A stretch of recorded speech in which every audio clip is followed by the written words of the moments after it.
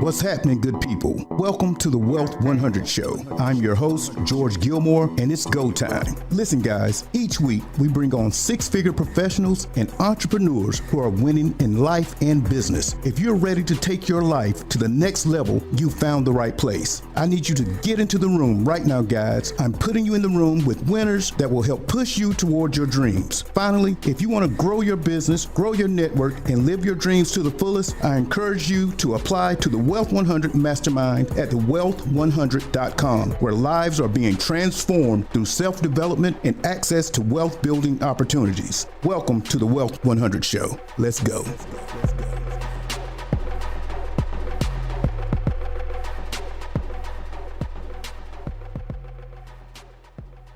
Yo, what's going on, guys? Welcome to the Wealth 100 Show. I'm your host, Mr. George Gilmore. Got my friend, Mr. Shawn G. Walker. In the building. What's going on, my friend? What's going on, George? Look, how you doing, brother? Glad to be here, man. Look, we got you down here. Yes, sir. We had a little accident before you got here, but you're here now. That's right. That's exactly I'm right. gonna harass you a little bit. Look, guys. Shawn was supposed to be on the show probably 3 weeks ago, I think, somewhere around that time. Right. Had a little stumble, but he's doing good now. He's doing well. Look, man, I'm glad you're here today. I want to talk to you a little bit about your business and what you're doing. But what I want to do first is, well, tell me a little bit about what you do. Let's start a little bit about what you do in the business. Give me the premise. Well, it's a Walker Transportation. Yes, sir. It is a non-emergency medical transportation company where we provide transportation to those people coming out of hospitals, those people in nursing and rehabilitation centers, school students, people that get hurt on their jobs, and just people in general that need transportation that can't get it or don't want to ride with a taxi anymore. We provide that professional transportation to families all over the community and the state of North Carolina. Listen, you heard that, guys. Non-emergency medical transportation. Check this out. We're gonna start at the beginning. I want to start from where are you from, Shawn? Where were you born? Talk to me. Take me back a little bit. I was born in Atlanta, Georgia, downtown Atlanta, Crawford Long Hospital. I was raised, though, in Warsaw, North Carolina. So I grew up in Warsaw, North Carolina.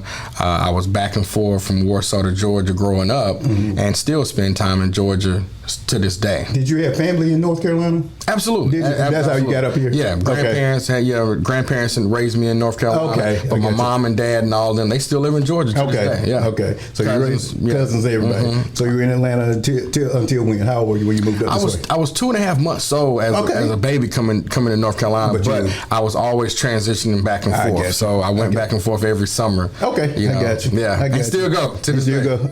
Lovely place. Lovely place. Absolutely. So where'd you go to school in Warsaw? What was that? I guess y'all got one school over there. Well, I graduated from James Keenan High School. Okay, Keenan. And then after James Keenan, I went on to North Carolina Central University in Durham. Okay. Go Eagles. There you go. I ain't gonna say nothing. Look, watch. I'm gonna be nice because I'm all jacked up. I went to Central for my freshman, sophomore year. Okay. You didn't know that, did you? No, I didn't know that. Tamara and Veronda both, my sisters both graduated from Central. Okay. But I went there my freshman and sophomore year, 87, 88, a little bit older than you. All right. Well, you're an Eagle too. Yeah, I'm Eagle, half Eagle, half Bronco. Yeah. And I finished at Fayetteville State. Okay. Came home and did some business. But I didn't know you went to Central. Yes, sir. All right. Well, you family then. You really family. Absolutely. Okay. We're getting somewhere. So you went to Central. What were you majoring in at Central? I majored in history education. Okay. So my degree was in history. I got out. I taught school in Durham Public Schools. I was working at FedEx and I was working for Durham Public Schools while I was there as a student, and ended up coming back to Duplin County where I grew up at, and I taught there and I was coaching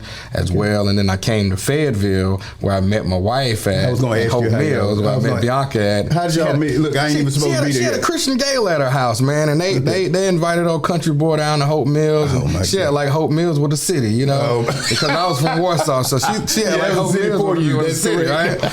And we met there, and like I said, from that time we kept in contact, man, and then we dated for about a year and a half, almost 2 years, and I proposed to her. Listen, guys, I grew up with this guy's wife. I mean, we were kids. I think Bianca and them came to our church. I don't think she was 10 years old when they came there. I don't think so. I was a little bit older than her, but she's the age of my sisters. Yeah. But I remember her, from being a kid. Always a good person, good people. Yes, sir. Always good people. So you finished Central and you taught school. So how many years did you teach? I taught in the school system. It was probably about, I would say about 8 to 10 years. Oh, man, you're an educator then. Yeah, about 8 to 10 years. Yeah. Did you enjoy that time in the school system? I enjoyed it during that time. I mean, you know, it was something I enjoyed because I wanted to give back. Okay. You know, as a teacher, and when I came to Fayetteville, I was teaching at Westover High School, and I was helping Coach Stackhouse out with the basketball, and so I was helping the exceptional children. Okay. And so it was a great experience. This is all connected. My wife's a school teacher. Okay. I don't need to be talking about it, but she teaches middle school math. In Tar Heel, North Carolina. Okay. But she taught at Westover her first year. Right. At Westover High School. Okay. Godboat was out there. Small world. Yeah, it is small world. Ain't it? Real crazy. So you did that, and then you said you were taught, and then you did FedEx. Then what was the catalyst to leave teaching, to leave education? Well, I left education because I wanted to make a little bit more money. You know, of course, they still to this day they're not paying teachers what they're worth, of course. And I decided I met a friend of mine. He was in the car business, and he said, "Hey, man, with your personality, why don't you come out and apply for a job in the car business?" And that's what I did. I ended up applying for a job. You know, at one of the local dealerships, got the job, and it was in car sales for several years. Up until I decided to open up my own company, Walker Transportation. The transportation company. Yeah. So let me ask you this. Did you have entrepreneurship already in you? Was it already there? Absolutely. When did you know it? I knew it when I started realizing, you know, in the car business, how I was dealing with my clientele. You ran it like a business. And I ran it like a business. It was basically my own business. Gotcha. And I said, well, hey, if I can do this and I can have the personality I have and sell as many cars as I'm selling, and not only that, but make the money that I'm making for them, why not work that hard for myself? Okay. Talk to me about, we're going to talk a little bit about the business now. Talk to me about the process of starting a non-emergency medical transportation company. Because a lot of people listening to this will want to get into that. Right, so, that's just what we do. Absolutely. That's what we see somebody doing it. It was like, we can do it. I can do it. That's right. You're the example. Right. So tell people about that process. I stepped out on 100% faith from the dealership. I was working at Bryan Honda. I had been there for about 8 years, going on 9, and I started thinking about the hours I was working, and I wanted to create some freedom for myself. Okay. And I started doing research, and I said to myself, you know, how can I start my own company? I started doing research on what NEMT was, and I started seeing a need when I was helping transporting my father-in-law, Willie Fields Jr., back and forth to the VA in Durham, VA here in Fayetteville, and I started seeing a lot of veterans and different people that really had a big need for transportation. And a lot of them were in wheelchairs, but some of them were ambulatory. They could walk just like we could. And so I ended up doing research on the price of a van, a wheelchair accessible van. I found one in Virginia that me and Bianca, we drove up there and got our first vehicle from up there. And we started with one vehicle, man. And you know, I was driving and I was doing, trying to, you know, building up accounts little by little. And that's how we started. We got started with one vehicle. Yeah. What was the process like for getting accounts or pursuing opportunities? What did that look like for you, particularly being new into the business? It was kind of like what we're doing here with the podcast. You know, it was more like a meet and greet. You know, so I was already a community guy just like yourself, and you know, so I was always going out in the community, and I was telling people what I was about to start doing. And then once I got my business cards and once I got my flyers and stuff like that, I just started going out and doing meet and greets. You know, with the nursing rehabilitations, Cape Fear Valley, all the hospitals, and they started telling me, well, hey, we're going to be calling on you because we have a big need for it. Every day we have a need. That's crazy. Yeah. So what does a normal day look like for you, Shawn? What does that look like? Well, a normal day for us starts about, you know, 4 o'clock in the morning. Woo, you know, you know, my drivers are out at 4 o'clock. Right now, I mean, I haven't really had to drive in a good little bit, but I still do if they get sick or something like that because it's my company. But we start early in the morning, and then in the afternoon, I would say around 5 or 6 we're done. But we also, you know, if we have the hospitals that call on us for discharge clients, we'll go out and pick those clients up and transport them either home or to a rehabilitation center after hours. Okay. But so how many vans do you have now? Right now we have 4 vans. You started with one. How long ago was this? And this was 2 years ago. We're going on 3 years now. Yes, sir. Congratulations on that. I like that. Thank you, sir. Yes, sir. Look at it. It's like you got your foot on the gas. Sounds like to me. Yes, sir. Like absolutely. You have a great success around this. Thank you. What gave you the confidence to go out and knock on these doors? Because most people get hung up on particularly the sales part. Well, that's very challenging for some people. Yes, sir. Well, it was more so about what we're doing, building relationships in the community. As you build relationships in the community, you don't really have to knock on too many doors because you already have so many contacts. And so it was more so making myself available to communicate with the resources and the relationships that I had already had through the car business, through teaching. And that's how I landed one of my contracts with Cumberland County Schools, because I had already I had already taught in the school system. So when I went in to do the bid for Cumberland County, they noticed that my face looked familiar and their faces looked familiar, and we had a common background of teaching. And so they was like, wow, that's awesome that you were a former teacher. Now you're coming back as a CEO and an owner. So what you're telling me, Shawn, is while you were teaching school, you never acted a fool. That's right. You know what I'm saying? I'm trying to tell my audience. Yes. Always act like you got some sense. That's right. When you're on somebody else's job. And that's, you're being blessed for that at this particular time with the contract with the county school system. Yes, sir. How big is what are we in the state? How big is the school system? Well, the school system for Cumberland County is big, man. You're talking about, I would say at least about third or fourth largest in the state. Yes, sir. You're talking about 90 schools, man, and it's big. It's huge. So the kids you're transporting for the school, what's the deal with it? What is the deal? Well, some of those kids are exceptional children, students. So a lot of them, are ambulatory, like I said earlier. They can walk and stuff like that. They just they require transportation because maybe because of their dad's military work schedule or parents' work schedule, and so we transport them based on a contract that says, hey, this one has a wheelchair, or this one right here has to be picked up at a certain time in the morning. We try to get those kids there a little bit earlier than the regular students. What would be some of the biggest challenges that you've faced over this 2-3 year period now? Give me some stuff, because everything can't be sweet. No.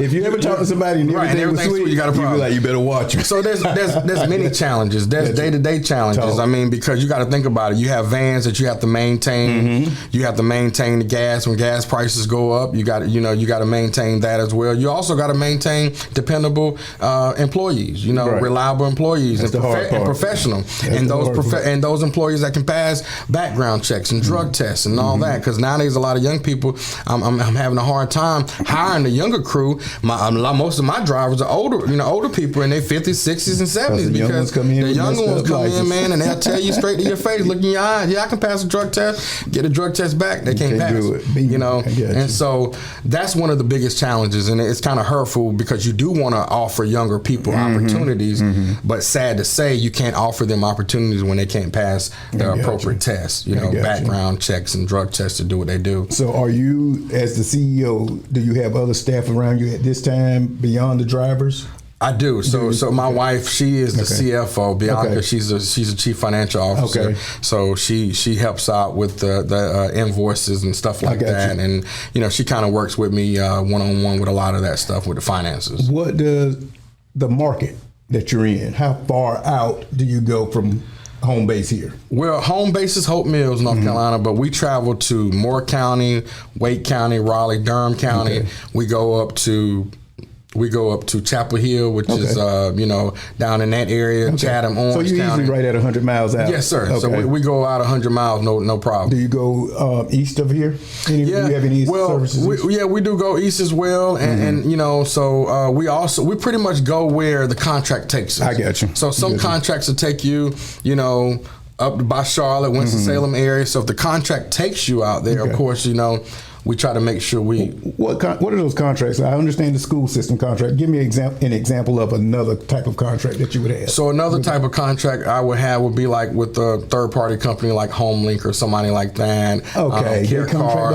They contract out, and so they may outsource us to Elizabethtown, up to Randleman, Winston-Salem, that type of deal. I get it. Yeah. I didn't know that part. Yes, sir. Yeah. Yes, sir. There's so much stuff you don't know when you don't do it. And so it just really depends. Sometimes, I'm able to go back to Duplin County where I grew up at. It just really depends on what's going on and what the client's needs are. Because some of them are on dialysis, some of them just need regular transportation to doctor's appointments. Do you have intentions of scaling beyond where you are now? Absolutely. What does that look like for you in the time range, and what does it look like? Yeah, my goal, Mr. Gilmore, is to allow this company to branch off to other locations. Like I'd like to be in New York. I like to be in Georgia. Oh, we talking skipping states now. I like to be in South Carolina. Talk that talk. Surrounding states, South Carolina, Georgia. Okay. I have family in New York, and they are already calling me saying, "Hey, the elderly is not. They're not enjoying riding subways anymore. Yeah, they don't want to ride, taxis anymore. I got you. They want a reliable, professional company where people are picking them up and can communicate with them and get them to and from where they need to go." Let me ask you this: since we're talking about scaling, would you ever consider the franchise route of franchising A. Walker Transportation NEMT? Well, have you thought about it? I have thought about it, and I think that there's several ways to get to it. There's a possibility there. Again, like you said, we're always looking at goals. We're always writing down goals. Yes, we're always looking at goals, and we're always wanting to take care of the population, and the population is everywhere. But first, we're just trying to build here at home and kind of move. I got you. Yeah, I got you.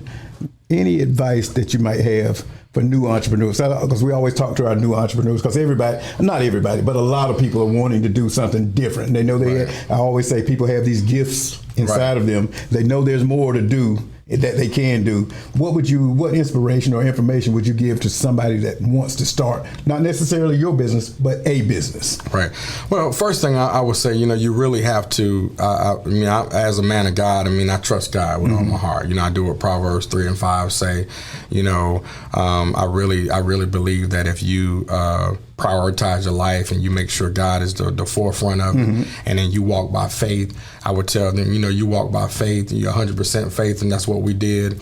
And then you write down your goals. Write down your goals. Not only write them down, but make sure they're attainable goals. Write them down and go after them. Write them down. Make sure you hold yourself accountable to your goals. Don't let them just be a goal, and then 5 seconds later you shooting it in the trash can. I'm getting ready to harass you, because my next question was, what is your goal setting process? And you went right to it. That was the next question. That's literally, talk to me about your goal setting process. My goal setting process is, I'm all about how many people I can help. Okay. I try to make life as simple as possible. The more people I help, the more God helps me. And so the way I look at it is, I'm looking at, well, how many more people can I help? How many more people can I hire as employees? I'm all about creating jobs, opportunities for people, and I feel like the more opportunities, more jobs I create for people, then, the easier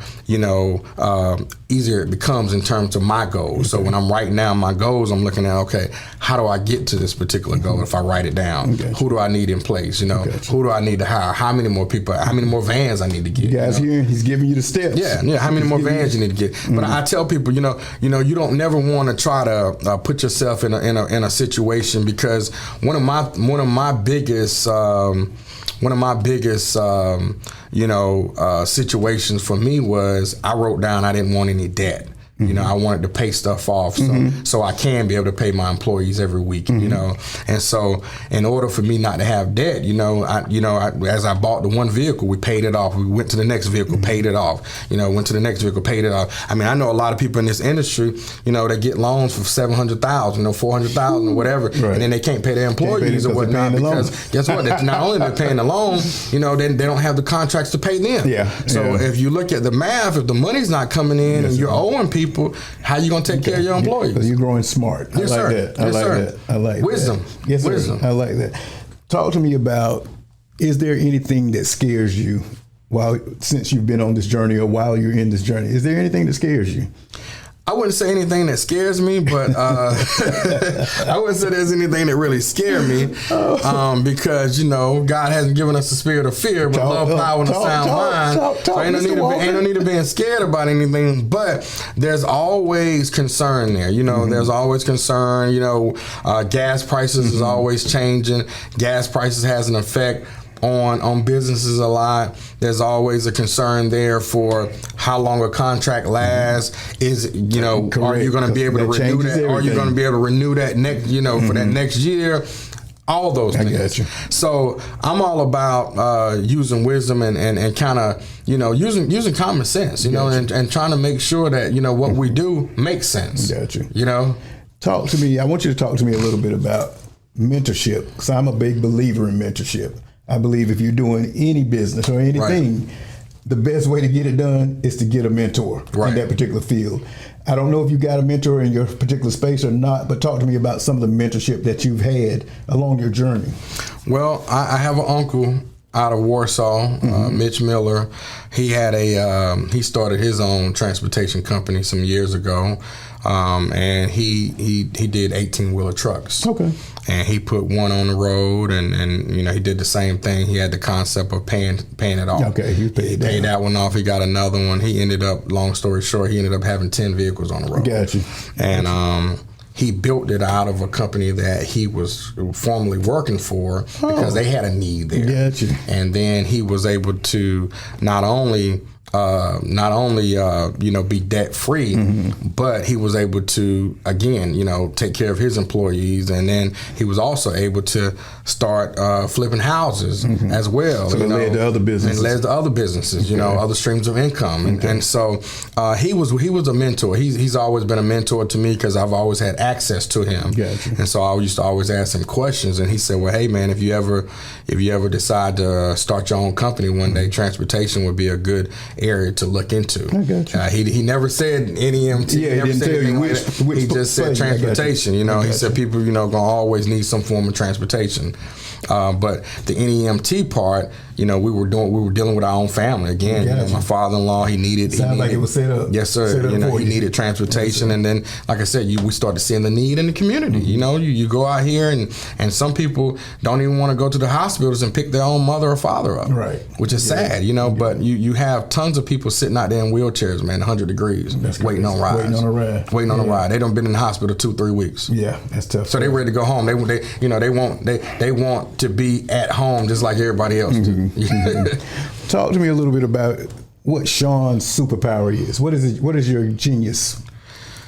Well, I think being able to deal with people. Okay. I enjoy building relationships with people. I enjoy people. I enjoy dealing with people. I enjoy helping people as a pastor as well. Okay. I forgot the pastor part, guys. Shawn's a pastor also. Not only do we preach and teach the gospel, but we help a lot of people. We do a lot in the Cumberland County area with the homeless. Okay. We do a lot of outreach. We have 24-hour pantries where people can go and get food every day. They don't have to fill out an application. They just get to go to these file cabinets and pull the cabinets out and get all kinds of food to eat right on the spot, to get drinks and to get different things. And so we're always doing a lot of outreach. Again, my goal is to help as many people as I can. And if I can do it through ministry and through a walk of transportation, it makes me feel good. I get you. And it helps me to build more and more relationships. And the more relationships you build, you start seeing other opportunities out here. What does your morning routine look like? Not your work routine, but do you have a morning routine, man? I do. I mean, I get up, man, and I pray, man. The first thing I do when I get up, I pray. I thank God for my day. I go from prayer to, just making sure that, of course, taking care of my hygiene, but then, talking to me, checking on my kids, praying for my kids, my wife, just being an inspiration. I enjoy cooking, as well. So I might get up and cook a little breakfast for the family, or whatever. And my kids are like, "Dad, how you include this stuff in your day, man, with your schedule, But I try to find a way to, day by day do stuff that to really help motivate and inspire my family too on a day-to-day basis. Dude, you really are literally answering questions before I get to the question. Seriously, bro. Wow, look at that. Shawn is literally answering the questions before I can ask the questions. Wow. I was getting ready to ask you. Talk to me about the importance of family. You just gave me. Yes, sir. Look, you got it, bro. Family is important, man. Family is important, man. Because that's the thing I stress. I try to stress this to my group is called the Wealth 100. Right. We have a mastermind called the Wealth 100. And in that group, I stress to my guys, yes, we want to make as much money as we can make. Right. But it's not all about the money. That's we right. got to have it. Money answers all things. Right. We got to have it. Right. I ain't scared of it. Right. A lot of church folks get scared of it. I'm not scared of it. Me either. But you got to get the family part right. Yes. You got to get the faith part right. That's get right. the finances right. That's right. Get the body right, the health. That's right. It's so many components that we need to work on. So I was going to go down a list of some of those things. Talk to me about the importance of finance. For your family. Because people don't get it, man. Man, listen, the importance of finances is really important because, like, nowadays, man, you really, you want to make sure that not just as a CEO, but just as a father and a husband, man. Mm-hmm. I mean, I believe in paying my bills on time. I believe in having enough to take vacations. I believe in spoiling my kids when they're making A honor roll. So I teach them finances. I teach them that you don't want to go to one place and try to spend all your money in one day just because you got it. But that you understand that finances are really important to make sure you're making the right decisions with your finances, when it comes to responsibility. Got you. I think finance and responsibility are, tag team. In order for you to be responsible, you got to make sure you understand your finances. A lot of people don't understand their finances. Right. That's why every time you turn around, they're broke again. Right. And so we're teaching our kids the importance of the dollar bill. And like you said, the importance of, not worshiping the dollar bill, but we got to have it, you know what I'm saying? And we want to go after it and teaching them to be entrepreneurs. My daughter's she's 12. She owns a bakery business. You know what I'm saying? My son, he owns a lawn care. So, they're going to be ready then. They came to me and they said, well, hey, Dad, listen, we want to be an entrepreneur too, just like you. Got you. We see you doing it. We want to do it. I love that part. I said, okay, let's do it. I like that you hit that. I like what you're doing with the kids. I like that you hit that finance part very heavy right there. I like that.